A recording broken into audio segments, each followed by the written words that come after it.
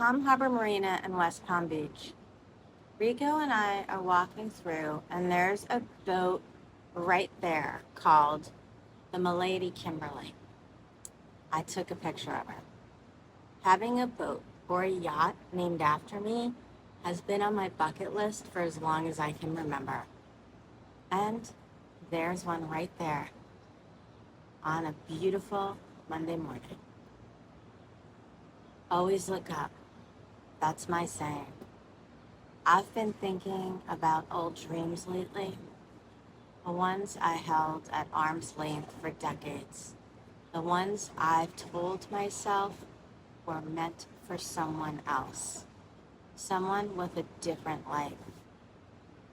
The boat in the marina was one of them. And there it is now, sitting in front of me, named for someone named Kimberly, who I haven't met. Writing is something else as well. I was told from the time that I was young that I should write, that I'm a great public speaker, and that I'm creative, and how come I haven't done anything with this? Teachers have said it, family said it, friends and colleagues have said it. I was in AP English. I've heard it for all of these years. And I wrote constantly when I was young. But then I just stopped. It was on my New Year's resolution every year, bucket list, my 9 a.m. alarm that said write the book. That went off for years before I ever wrote a single page. The alarm became decorative, a daily silent rebuke. I could never explain it. I just know that something in me knew.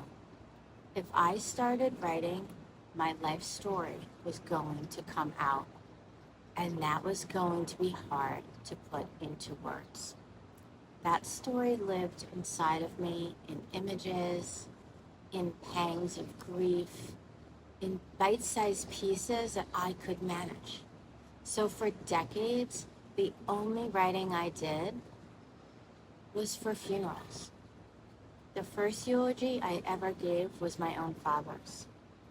He was so young to pass, and people were in a lot of pain. The church was absolutely packed. His parents were in the front pews. My mother, my brother, his brothers, my cousins, all the faces I grew up with. I was devastated, and I was absolutely determined to hold myself entirely composed until it was complete. So when I stood up, I was nervous, and I looked out at all the people in the pews, all those faces, and then I decided to look up at the organ raised up above at the back of the church. And I kept my eyes focused there, and I knew I could do this. I took my time. I spoke every single word. I told a story of deep love and admiration. I was entirely determined to give it everything that it deserved. When I sat back down, I knew I had given it my best. After the service, my grandmother, my dad's mom, came up to me.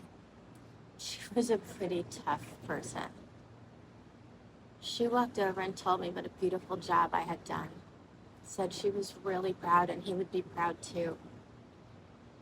And she asked me for a copy of what I had written and spoken. That reinforced what I already suspected and knew. My aunt, who is also my godmother, has been telling me I should write for as long as I can remember. She remembers every piece I've ever written. And she also remembers every church I've spoken at. She is practically the most pragmatic person I know. And she is the one person pushing me to keep going on this project right now.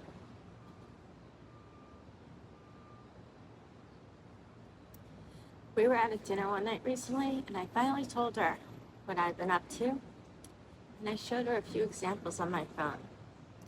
The writing, the videos, the business plans, and what I have been building. She was incredibly encouraging. She told me that even if all of this takes off or if it doesn't,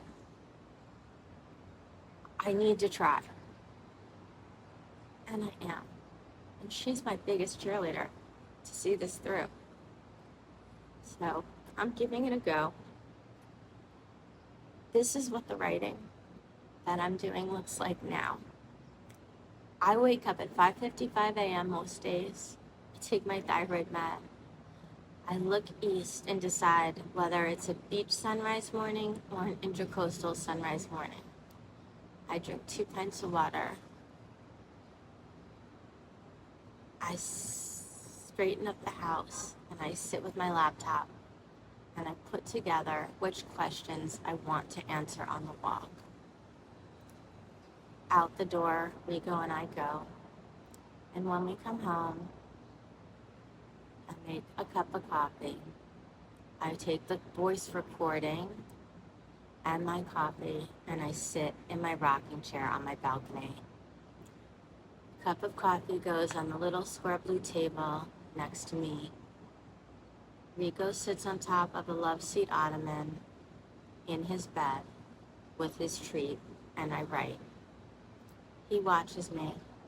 It's always amazing how much easier it is to pull my thoughts and stories out once I have spoken part of the story by the water in the morning. And it jogs my memory and it makes it so much easier. So the 9 a.m. alarm still goes off. But now when it does, I'm already writing. With Rico right there next to me when I record. Even if you cannot see him, he's always there. This is day 12, 90 days, live and unfiltered. And if you're in your own reinvention, come and walk with Rico and I. Subscribe below and rise out loud.